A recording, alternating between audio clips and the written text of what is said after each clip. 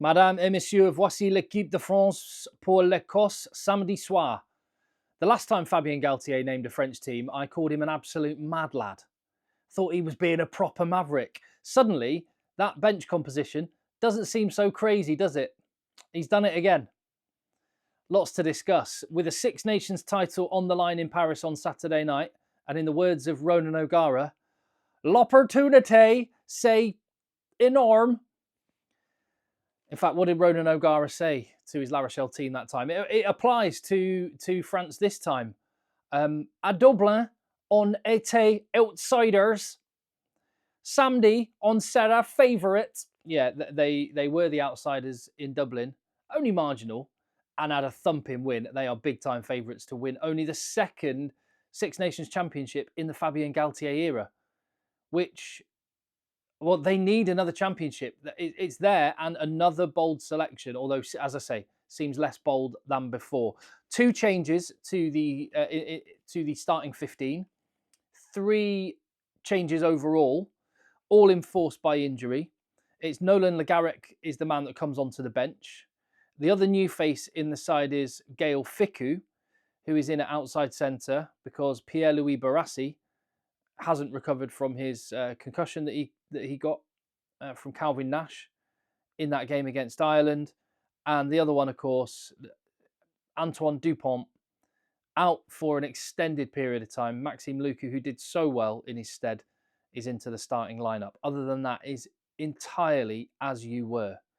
Let's talk about Gael Fickou for a second. He has only played 100 minutes of rugby in 2025, both for his club.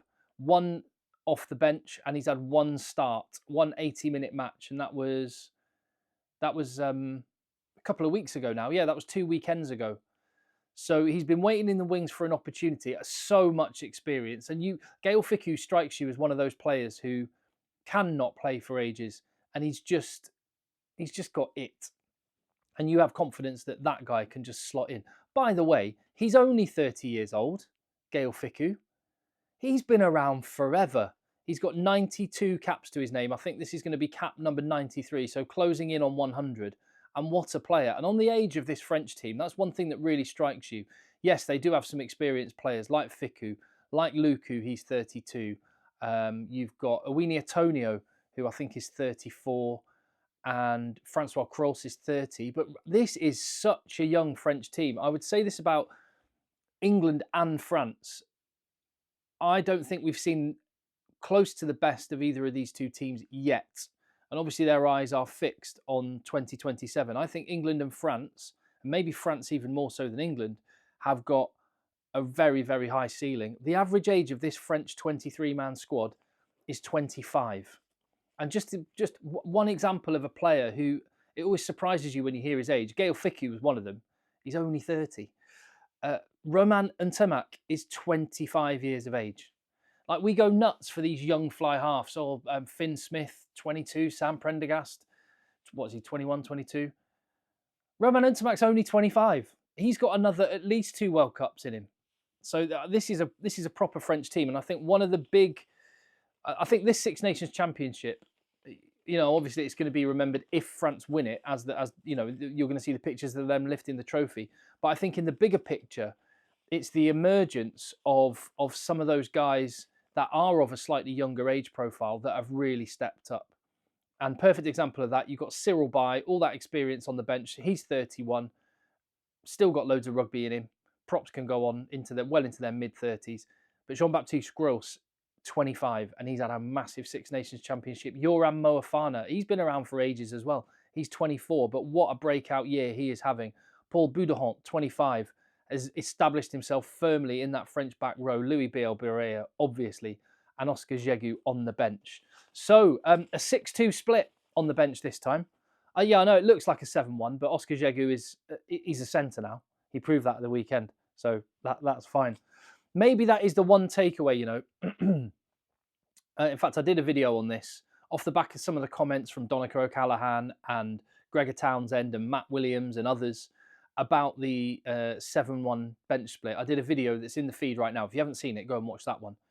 And I think one of the points I made is that maybe it's not as big of a risk as we imagined it would be, because France had the 7-1 bench split stress tested more than anyone's ever had it stress tested before.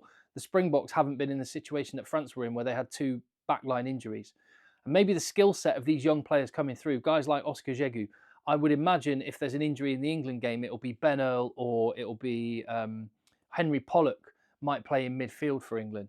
And I think one of the lessons we can take is maybe these young players have got the skill set that they can slot in there. And that's going to be a really interesting facet of rugby to watch in the coming months and years. We'll see. And the other thing about a 7-1 bench split, so the one selection I would question is Hugo Oredu, because he only played 4.5 minutes at the weekend, and that's one of the thoughts I've come away with. I'm still not 100% convinced by a 7-1 bench split, and the fact that Thibaut Flamont stayed on for 75 minutes, the game was won by that point, and actually Ireland scored 2 tries after Flamont went off. So it definitely felt like if there was a title on the line, or if it was a World Cup final, I don't think Galtier makes that change at all. But he brought Oredu on for 4 minutes at the end. So could you have a back replacement instead of Oredu?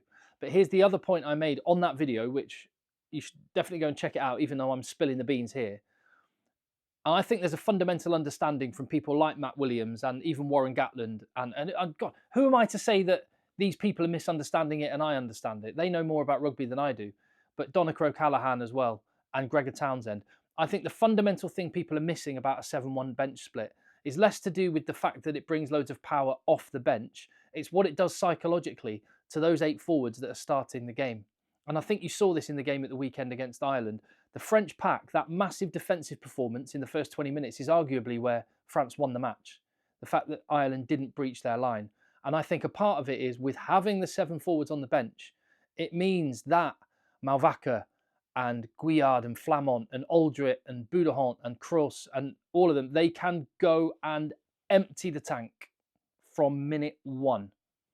And I think it's only a subtle, small shift, but it just shifts the mindset of the people that are starting the match, that they can go balls to the wall and just leave it all out there, knowing with confidence they've got a player that's on the bench ready to relieve them of duties when they are flat out on their feet. And the French performance in the first half was massive, and then the impact of the bench was huge. But the 2 things together, I think, really work. And of course, that helps when you've got 7 really, really good forwards to come off the bench. And I think that was the difference between Ireland and France. Ireland's bench, whilst they've got great players like Jack Conan on there, Simon Easterby did not have confidence in Cian Healy in the way that Fabien Galtier has confidence in Cyril Bay. Or they didn't have confidence in Herring in the way that France have confidence in Marchand. France have got a deep, deep squad, and they are flexing it at the minute. I think they are going to win. I don't think it's beyond the realms of possibility that Scotland could win. Actually, I think as matchups go, Scotland match up quite well against France, because Scotland are better when against teams that kick a bit longer and give them a little bit more time to counter-attack. And I think there will be opportunities for France to make the game loose, which is when they are at their best. They're going to have to try and move this big pack around. I think Scotland's tactic is going to be to keep the ball in play a lot and try and get the French forwards moving back and forward, shuttle sprints after kicks, and just move them around. I don't see it being enough for Scotland. But we'll wait and see what team Gregor Townsend selects, and then we'll wait for the game at the weekend. Leave me your thoughts in the meantime. There'll be more videos coming on the channel about this and all the other games coming up and across the weekend, as we face no international rugby for a bit after this weekend. So let's make the most of this, shall we? Hit subscribe on the channel, give the video a thumbs up, leave your comment down below. I'll see you on the next video.